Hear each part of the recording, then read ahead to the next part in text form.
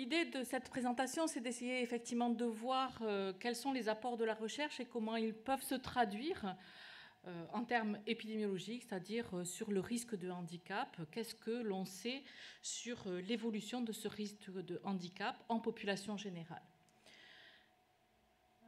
Donc pour nous, en épidémiologie, mais comme dans d'autres disciplines, l'important, c'est de croiser nos regards. Et en matière de paralysie cérébrale, on a globalement deux types de données. On a des données qu'on peut qualifier des données de surveillance, et puis on a un certain nombre de données de recherche qui répondent à des questions plus spécifiques.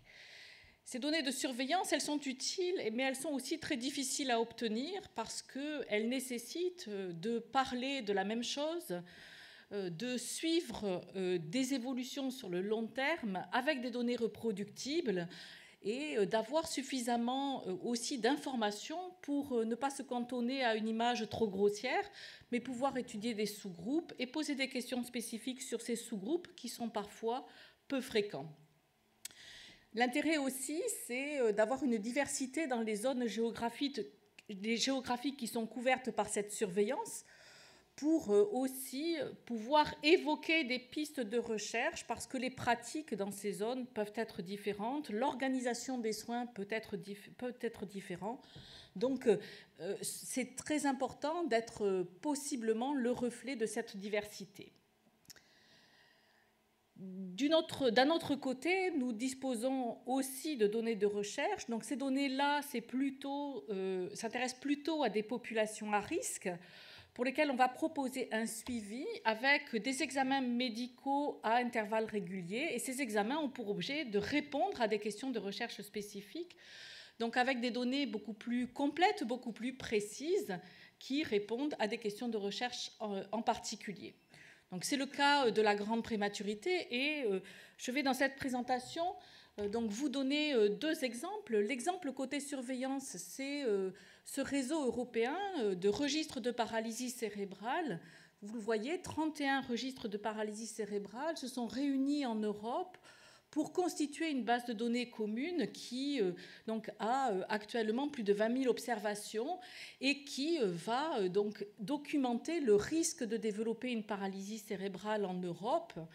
Ces données, elles sont extrêmement utiles pour les politiques publiques, pour les évaluer, pour les mettre en place, pour les faire évoluer. Elles sont aussi utiles pour mesurer l'impact en population de la paralysie cérébrale. Donc, dans la population générale, qu'est-ce que la paralysie cérébrale représente ? Et puis, elles servent aussi, et nous sommes interrogés dans chacun de nos registres pour la planification des besoins et l'optimisation territoriale des besoins. Le deuxième exemple que je vais prendre, c'est un exemple français, la cohorte EPIPAGE, que certains d'entre vous connaissent sûrement. C'est une cohorte de grands prématurés qui sont nés en 2011 et qui sont encore actuellement suivis. Ce que je vais vous présenter, c'est l'examen à 2 ans qui permet d'avoir une première image du taux de paralysie cérébrale dans cette population qui est une population particulièrement à risque. Et ce qui nous intéressait aussi ici de voir, c'était comment ce taux évolue dans un contexte où globalement la survie de ces enfants augmente et aussi la morbidité sévère diminue. Alors, je reviens sur les données de surveillance. Ce réseau, cette collaboration de professionnels et de chercheurs en Europe, s'est donné donc un outil qui est plusieurs outils. Le premier, c'est une base de données commune qui comporte plus de 20 000 observations avec, pour les plus anciens, des enfants qui sont nés en 1975. Elle s'est dotée d'un certain nombre d'outils qui sont diffusés, qui sont des outils de formation, pour répondre à un certain nombre de questions qui sont d'abord de fournir au public concerné des statistiques sur l'occurrence de la paralysie cérébrale, sur son évolution dans le temps, donc essayer de comprendre comment ces éléments évoluent, de fournir aux chercheurs et aux politiques un cadre pour comprendre et évaluer l'impact de la paralysie cérébrale en population générale, et puis pour contribuer à la définition des priorités de recherche Et ce que vient d'évoquer M. Châtelain, le projet Sparkle, est un projet issu de ce réseau qui a exploré d'autres questions qui étaient autour de l'impact de l'environnement sur la qualité de vie et la participation sociale des enfants avec paralysie cérébrale. Donc il y a des projets de recherche européens et des collaborations internationales au sein de ce réseau. Alors, qu'est-ce qu'on peut fournir comme données pour documenter la fréquence et l'évolution? Ce sont ce qu'on appelle des taux de prévalence, c'est-à-dire c'est le risque de développer une paralysie cérébrale dans un contexte donné de soins et de prise en charge au moment de la naissance de ces enfants, et c'est pour ça que ces taux sont ramenés à 1000 enfants nés vivants.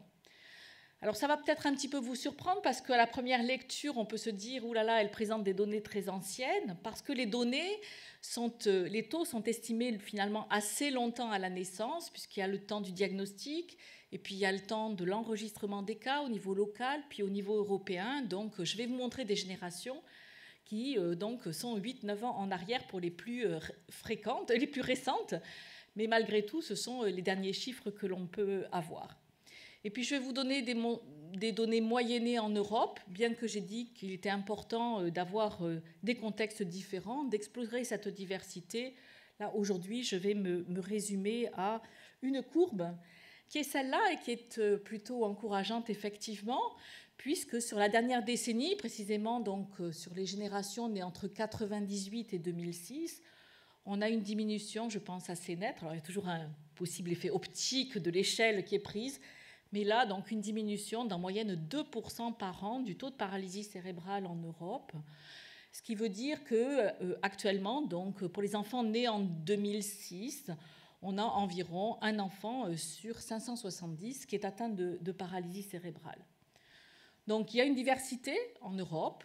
Je dirais que la diversité, elle est principalement sur le niveau du taux de paralysie cérébrale. Elle est aussi un petit peu sur la vitesse de décroissance, il y en a qui diminuent plus ou moins vite, mais globalement cette image est donc le reflet de ce qui se passe en Europe, le reflet de ce qui se passe en France, bien entendu également, la France contribue à ces données, et ce qui se passe aussi au niveau international, en particulier aux États-Unis ou en Australie, où on voit exactement les mêmes tendances.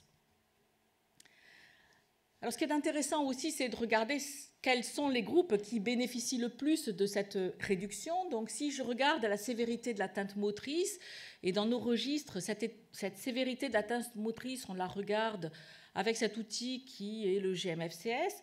Si je classe globalement donc, ces enfants en forme légère, c'est-à-dire les enfants qui sont capables de marcher, les formes plus modérées qui sont capables de marcher mais qui nécessitent pour cela d'avoir une aide, et puis les formes les plus sévères des enfants non marchants qui sont donc en fauteuil roulant ou qui ne sont pas capables de tenir même assis. Donc les formes les plus sévères sont en bleu ici. Ce qu'on voit, c'est qu'il y a donc pour la dernière période, 2004-2006, ces enfants représentent 27% des enfants avec paralysie cérébrale et que cette proportion diminue elle aussi comparativement aux années précédentes, donc pas de manière peut-être aussi importante qu'on le voudrait, mais c'est là encore un message tout à fait encourageant. Alors, la paralysie cérébrale, vous le savez, elle ne se limite pas à la sévérité de l'atteinte motrice. À l'atteinte motrice, il y a tout un tas de comorbidités. Donc là, j'ai pris un exemple d'une comorbidité avec un déficit cognitif et je me suis intéressée donc aux formes sévères, les formes sévères sur le plan moteur, donc les non-marchants, ou avec des capacités cognitives limitées, un QI inférieur à 50. Et donc vous voyez ici que la diminution est plus modérée, peut-être qu'elle stagne un petit peu à la fin, mais on est aussi sur cette même démarche, donc d'une diminution de la fréquence des formes les plus sévères en population. Alors on sait que donc, la population des paralysés cérébraux, c'est une population hétérogène, et en particulier en termes de risque, le groupe des enfants prématurés représente un groupe particulièrement à risque. Il représente environ 42% dans les données européennes. C'est un chiffre qui est stable, cette proportion est stable dans le temps. Ça veut dire aussi que donc, la diminution de la prévalence que j'ai montrée au début, elle concerne à la fois les enfants nés à terme et les enfants prématurés. Alors pour essayer un petit peu d'identifier et de mieux cerner ce risque, on a donc les données françaises de la cohorte épipage, où un petit peu plus de 4000 enfants qui sont nés en France donc en 2011 ont été vus à l'âge de 2 ans par leur médecin traitant pour évaluer, entre autres choses, le risque de paralysie cérébrale. Donc on sait que ce risque diminue avec l'augmentation de l'âge gestationnel à la naissance. Donc si on regarde ce graphique avec les enfants nés les moins prématurément sur la gauche et les plus prématurément à droite, on retrouve une nouvelle fois sur ces données récentes de 2011 cette augmentation majeure du risque avec environ 1% des enfants nés à 32-34 semaines qui vont développer une paralysie cérébrale contre 7% des enfants nés beaucoup plus tôt entre 24 et 26 semaines. Alors, ce qui m'intéressait, c'était de regarder aussi en termes d'évolution. Est-ce qu'on peut, là aussi, noter des progrès? Alors, on a l'opportunité en France d'avoir ce type de comparaison possible, puisque l'enquête épipage, elle avait eu lieu sur une cohorte d'enfants nés en 97. Alors, non plus France entière comme on a en 2011, mais sur 9 régions. Et quand on extrait des données de 2011, les 9 régions qui avaient fait donc, la même étude en 97 pour avoir des contextes de prise en charge, d'organisation des soins complètement similaires, eh bien, on voit sur ce graphique que ce risque de développer une paralysie cérébrale dans ce groupe des enfants grands prématurés diminue aussi. En bleu, vous avez les données de 97. En orange, les données de 2011 dans les mêmes régions qu'en 97. Et vous voyez des écarts, malgré tout, assez importants entre les deux périodes, sauf pour ceux qui sont nés le plus précocement, ceux qui sont nés à 24 semaines. Ils n'étaient pas si nombreux que ça en 97, ils sont plus nombreux aujourd'hui, mais pour eux, on ne voit pas pour l'instant d'amélioration, de diminution de ce risque de paralysie cérébrale. Alors voilà ce que je voulais vous dire. On voit que ces données épidémiologiques, elles sont concordantes pour dire qu'il y a une évolution qui va dans le bon sens, avec donc moins de cas de paralysie cérébrale, moins de cas de paralysie cérébrale de plus grande sévérité.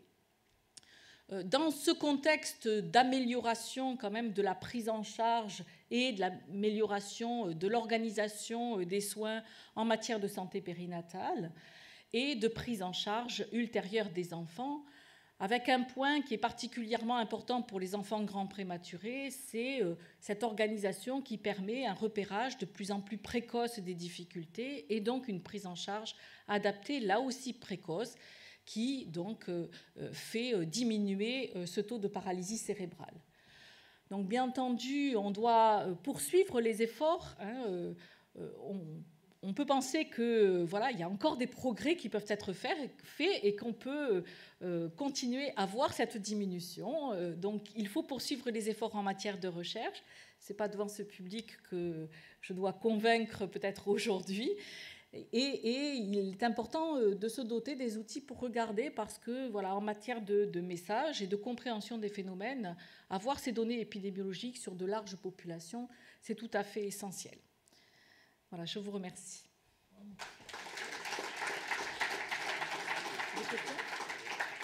Donc, les données que je vous ai présentées, ce sont les dernières exploitations de SCPE. Je n'ai pas encore isolé le groupe des enfants nés à terme, mais on peut le faire. Voilà, donc ça fait partie des nouvelles. Mais ce que je peux dire tout de suite, c'est que donc, sur les générations un petit peu antérieures à celles que j'ai présentées ici, on avait une diminution du taux de paralysie cérébrale chez ces enfants. Alors l'évolution du risque, c'est un petit peu plus difficile à mesurer parce qu'il faut suivre des enfants nés à terme. Alors ce qu'on a comme renseignement, c'est à partir des réseaux de suivi des enfants vulnérables, mais ramener à la population, c'est un tout petit peu difficile de l'exprimer en termes de risque. Donc on a plutôt des informations en termes de fréquence, et là on sait que ça diminue, dans les mêmes proportions que pour les enfants prématurés. En termes de diminution du risque, c'est plus compliqué, et puis c'est aussi plus compliqué à prévenir parce que ce sont le plus souvent des événements inattendus. Donc là, c'est plutôt probablement sur la diminution de la sévérité des formes qu'on pourrait attendre un progrès et peut-être un peu moins sur le risque.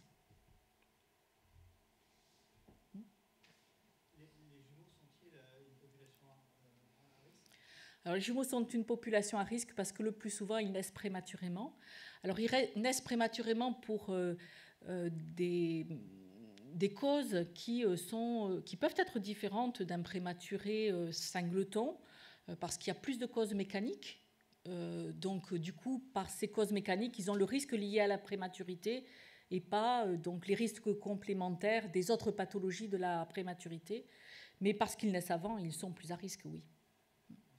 Il y a 15 jours, on avait une conférence au Canada qui exposait ce type de données dans les différents réseaux du monde et qui a reposé la question des diagnostics génétiques qui sont faits actuellement et du coup, est-ce que ça fait bouger les marges de la définition de la paralysie cérébrale? Est-ce que ça va impacter la prévalence? Donc la question que vous posez est une question extrêmement importante. Donc, pour ce qui est SCPE, on peut dire que ces données, elles sont reproductibles, elles sont stables dans leur définition dans le temps. Mais oui, il y a beaucoup de choses qui évoluent. Et c'est difficile au niveau européen, être mis en contexte. C'est-à-dire il faut, en même temps qu'on les produit, donner des éléments d'interprétation qui sont les éléments de l'organisation des soins, de la prise en charge, d'une modification éventuellement de la définition dans un registre particulier. Oui, vous avez tout à fait raison.